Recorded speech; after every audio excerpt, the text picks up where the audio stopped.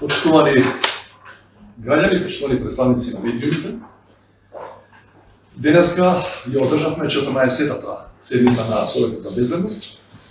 Инаку прва во овој нов состав, да го наречам, со двајца нови членови од редовите на оние кои доаѓаат по функција за членови на Советот.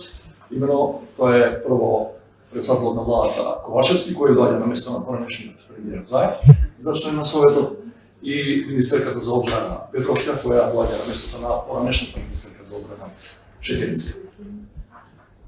Надвор од редовниот состав на Советот, на моја покана беа присутни и директорите на агенциите за разузнавање за национална безбедност, како и началникот на генерал-штабот на армијата.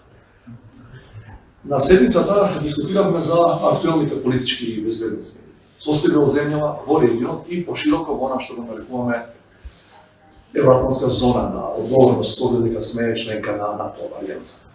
При тоа беа донесени неколку заклучоци.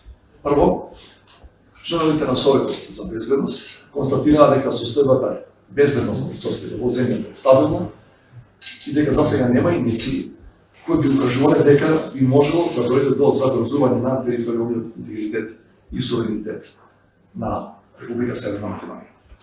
Надлежните институции редовно ја следат состојбата и, ако има потреба, се целосно подготвени веднаш да реагираат. Во однос на состојбите во регионот на Западниот Балкан, Советот заклучи дека со засилената дипломатска активност и присуството поинтензивно на теренот на меѓународната заедница во последниот период, тензиите се делумно намалени. Тука мислиме пред се на Босна и Херцеговина, и што е отворен простор за повторно воспоставување на диалог како единствен начин за намирување на проблемите. На седницата се дискутираше и за тензиите во поширокиот регион, поточно на украинско-руската конфликција. Имајќи во предвид дека станува збор за две држави кои граничат со така наречената Евроатлантска зона на одговорност, Северна Македонија како членка на НАТО беше должна да ги направи и ги направи сите неопходни подготовки за можните сценарија во зависност од тоа како ќе се одвива текот на настаните во наредниот период во тој дел од светот. Во таа смисла ги поздравуваме дипломатските напори кои се одвиваат на различни нивоа, кои преземат главните фактори во меѓународната заедница, со кои им се дава шанса на диалогот и на преговорите, а не на оружјето и на воинствената реторика.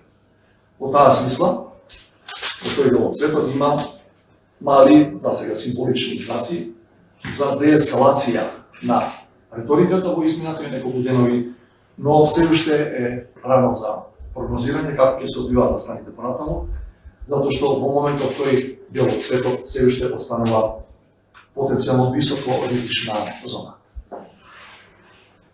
Појдете, ако имате прашање. Да.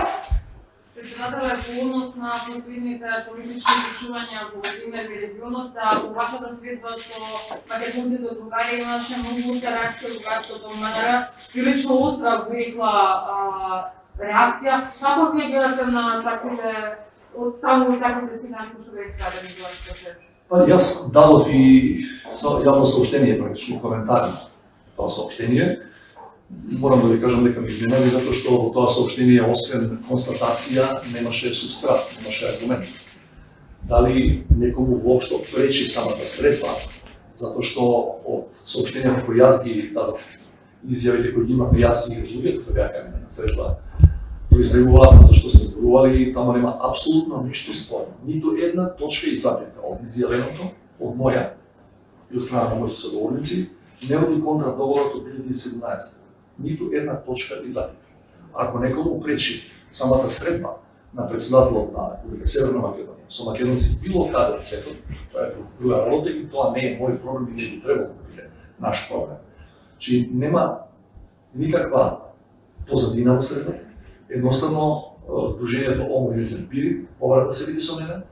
Јас досега во 2,5 години, додека сум на оваа функција, немам обвинил никого, ни сдружение, ни поединец кој сака да се види со мене. При тоа сум примал и граѓани на Република Северна Македонија, бугари, политички партии, издруженија на граѓани, поединци, и не мислам дека има нешто лошо во тоа, напротив, морам и ќе продолжам да се среќам со тие луѓе. Од друга страна, мојот колега председател Радев, во повеќе наврати прими граѓани на Северна Македонија, бугари со бугарско самочувство, кои живеат тука, го прими во Софија и апсолутно не знам што е проблемот и во таквите средби. Се надам дека и тој ќе продолжи со тие активности понатаму, бидејќи тоа може само да создаде атмосфера во која ќе се познаваме подобро, ќе ги знаеме проблемите еден со друг подобро и само во таква една атмосфера можеме да го надминеме овој проблем кој е години и по-две се практично ја блокира евроинтеграцијата на нашата земја. Ако ми дозволите само накратко во овој контекст, дали веќе по шеф на државата ќе да ставите подбрана на нивните права, кога да бъде како бугарската држава и не треба плана? Тоа е едно од прашањата кои го разговаравме со македонската национална средба. И на нивното директно прашање мојот одговор беше директен. Јас се да примам, сакам да ги чуем вашите маки, кои имате во иднина потребно повторно да се видиме, меѓутоа во смисла дека јас сега ќе им наложувам на бугарските институции, влада, држава и така натаму, судови, да направат нешто во смисла на заштита на вашите права, тоа од мене немојте да го очекувате. Зошто? Затоа што за бугарските граѓани, за бугарските државјани се надлежни институциите на Република Бугарија. Ако не се задоволни, како што знаете дека не се задоволни од тоа како ги реализираат сите човекови слободи и права, имате право да одите на меѓународните суди. Има десетина пресуди оставени.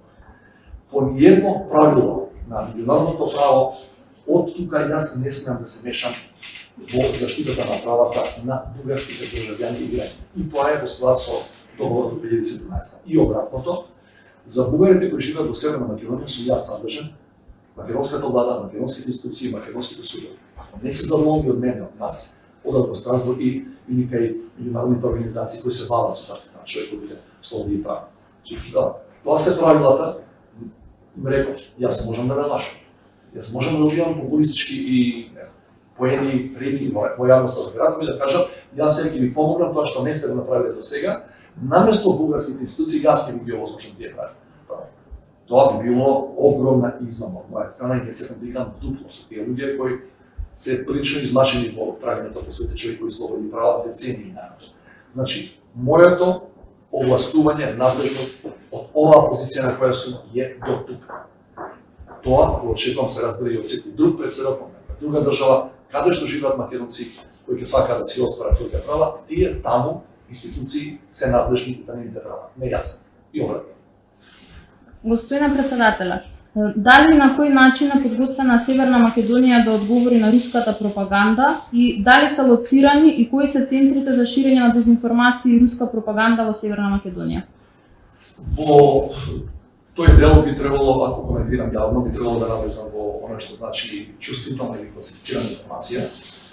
Се разбира дека извори на дезинформации кои не доаѓаат само изворот кој ви го лоцирате, но и други места, не само државите кои entiteti и групи поединци во светот, ние ги лоцираме со помош на нашите сега многу поуспешно нашите партнери и сојузници во НАТО алијансата. Меѓутоа, нешто во таа мерка си се презема. Меѓутоа не можам да бидам специфичен, не можам да бидам конкретизиран од таа смисла. Постојат активности насочени кон нашата држава, кои не се во склад со нашите национални и државни интереси, кои се обидуваат активно тоа да го подкопаат. Постојат здружени активности и напори на нашите институции да го неутрализираат и го невозможат тој пробив. И јас мислам дека до овој момент со подршка повторувам на нашите сојузници во НАТО, ние сме прилично успешни на таа смисла. Тоа постои пропаганда која вели не ви треба Западната алијанса, не ви треба НАТО, не ви треба Европската унија, постојат од 2018-та, од нашиот референдум за промена на името, тие притисоци, тој тип на пропаганда, сега да рекуваме хибридни закани, натаму се засилени, меѓутоа ние сме исто така засилени со капацитетите кои имаме во таа сфера, затоа што во многу ни помага членството во алијансата и експертизата и секоја друга подршка и размената на информации се разбира која добиваме од таму. Така што постои, работиме против тоа и мислам дека сме релативно успешни. Знаете дека и најголемите и најмоćните држави на светот не можат да спречат, не знам, влијание во нивни избори, на број на држави, знаеме сите.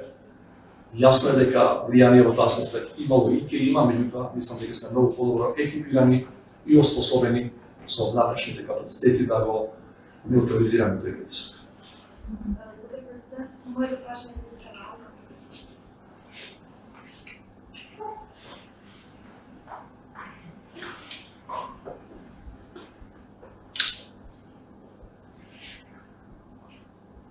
Edhe për kësaj çasti historike në Bukaresht me Bulgarinë, Komisioni Historik vazhdon edhe më tej të shpreh partnerësi që mes anëtarëve të palës maqedonisë dhe bullgare.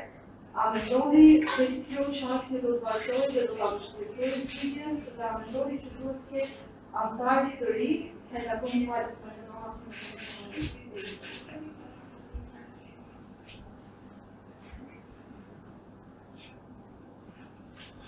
Знаете дека изјавите во смисла на кадрската постава и во Софија и во Скопје, знаете изјавите на нашиот министр, нивната влада, нивната комисија, нивна надлежност на вашата комисија ги знаете најавите во однос на кадрскиот состав и јас сакам да апострофирам нешто друго.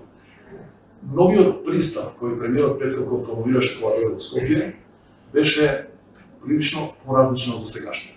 Во изминатава година и пол акцентот на инсистирање во Софија се развива беше премногу ставен на комисијата составена од историчари. И де факто, иако тоа не го пишува во договорот од 2017 за преамбил меѓу нас, де факто историјата или усогласувањето, како велат тие, околу тие така наречени заеднички точки, заеднички места во историјата, беше предуслов за почнување преговори за членство во Европската унија. Новиот пристап кој го поздравивме сите, и ние тука во Скопје и меѓународна заедница и Брисел, подразбира историската комисија да биде само една од 5 комисии кои ќе работат и врз основа и на напредокот во останатите работни групи или комисии на освен во историската, ќе се проценува тоа дали Северна Македонија до крајот на председавање на Франција ги исполнува условите и заслужува да биде држава која ќе почне преговорите по 17 ограничења со статус на кандидат.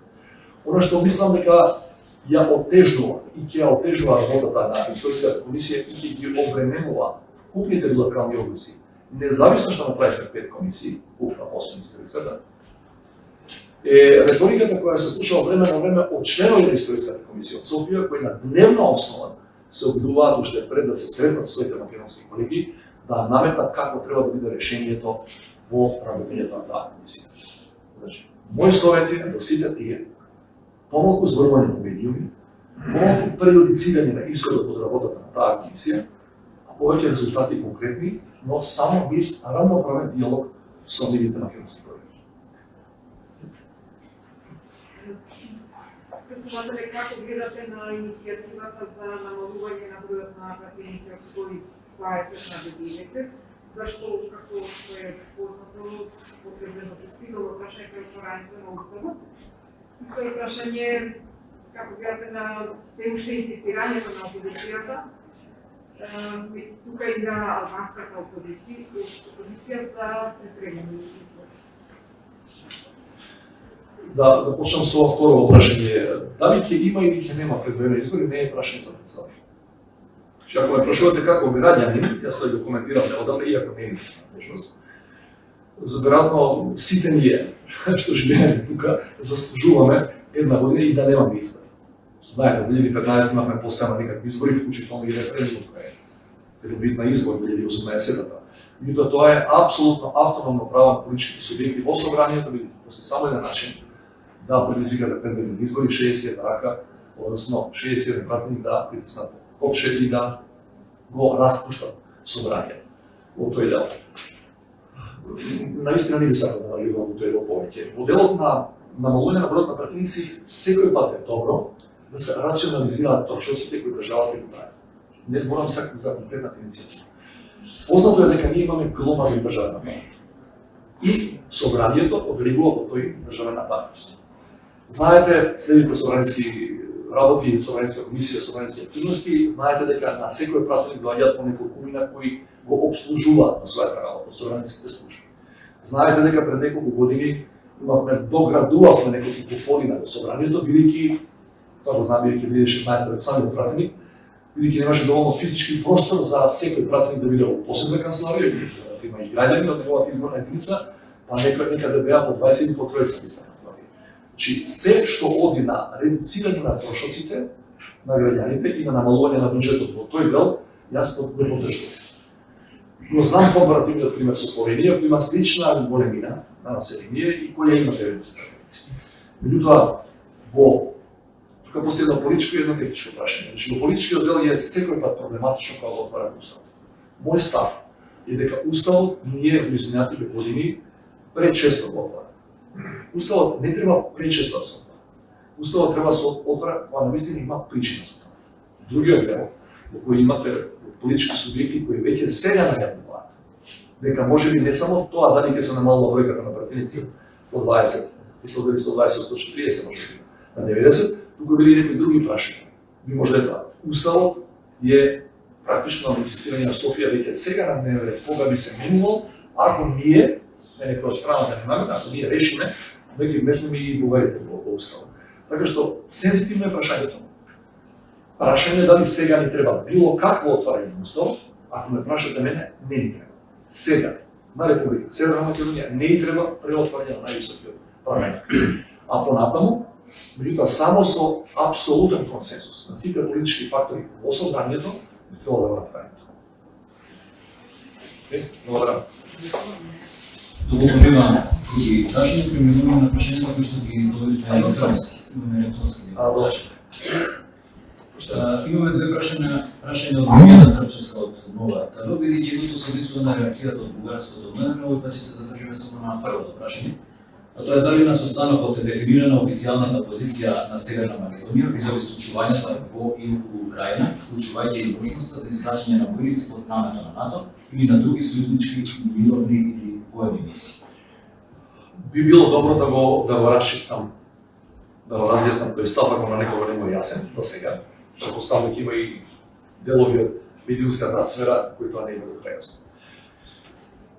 НАТО како алијанса до сега нема донесено одлука за своје борбено учество во Украина. НАТО, ова вториот дел веројатно не бивате чуено, ниту една земја членка до сега, низин политички представник, НАТО ниту ќе донесе, нема ниту да донесе одлука за борбено учество на алијансата во Украина. Сосема независно како ќе се одвива развојот на станите. Зошто? Затоа што според Вашингтонскиот договор, членот 5, само нападот врз една членка се смета за напад врз сите и само во тој случај сите други се обврзани да помагаат и со борбени групи. Украина има партнерски однос со НАТО, но не е членка на НАТО. Значи немојте ни сега ни воите да верувате на пропагандите за која прашуваше колешката предмогу, дека таму НАТО како алијанса ќе се ангажира на украинска територија во случај кога Русија би нападнала. Тоа нема да се случи. Сосема е друго дали вие на билатерална основа може да помагате, меѓутоа трупи на НАТО, вклучително и наша војска, нема да видите во борбени действија на украинска територија во случај таму тензиите да отидат до ниво на отворен конфликт. Значи, тоа е нашиот став. Но зошто сега ова го правиме до сега? Постои една фраза во НАТО се користи, се нарекува генерирање на сили. Секоја сериозна организација, и секоја организација која има силна милитарна компонента во себе си, НАТО е тоа, во случај на кризи на своите граници, кои може да ескалираат во нешто покрупно, посериозно, е должен да разработи неколку сценарија. И тива, во случај да има ваков ниво на конфликт, што вие ќе понудите као членка на НАТО, што сте обврзани. Значи, само во таа смисла се зборува за подготвеност или кревање на нивото на мобилност на армијата. Но не, ниту било, ниту ќе биде во смисла да се учествува со борбени групи во на територија на држава која не е членка на алијанса. Нема да заборавате, ние што бевме кандидат за членство во НАТО, бевме 20 години присутни во Афганистан, меѓутоа откако тамо заврши по падот на талибанскиот режим. Ние бевме во некои формации со некои други членки на НАТО 10 години во Ирак, меѓутоа тамо отидовме по падот на режимот на Садам Хусейн. Не бевме тамо да војуваме. Само ако се случи напад на земја членка на НАТО од Балтика до долу, а Украина не е членка, можеме да разговараме и за такви верзии и варијанти, што во таа ситуација, бидејќи тоа ќе се постави на дневен ред и прашањето за имплементација на членот 5 од Вашингтонскиот договор, кој подразбира, ако е некој од нас 30 членки нападат, дека ние мораме да дадеме помош. Тоа може и некој ден не може нас да даде. Сите други ќе мораат да ни помагаат и со борбени групи. Уште едно прашање од Јовица Бонуски, дописник на ВД Бугарија во Скопје. Дали на Советот за безбедност се разговараше за тема Бугарија и со какви ставови или предлози ќе отпатувате за Софија, кои ќе бидат темите на кои ќе разговарате со председателот на Бугарија? На кусо на Советот за безбедност не се разговараше воопшто за односите со Бугарија и средот со господин Радев имаме минимум едно месец дена до таа средот, значи подготовките не се ни почнати за тоа, да знам кои теми се дискутирале и воопшто каква е била агендата на таа посета. Се уште е рано, наредниве денови и недели, веројатно ќе влезат кабинетите во таа дискусија, како да ги помогнеме, тие би требало да бидат 2 дена од предстојност.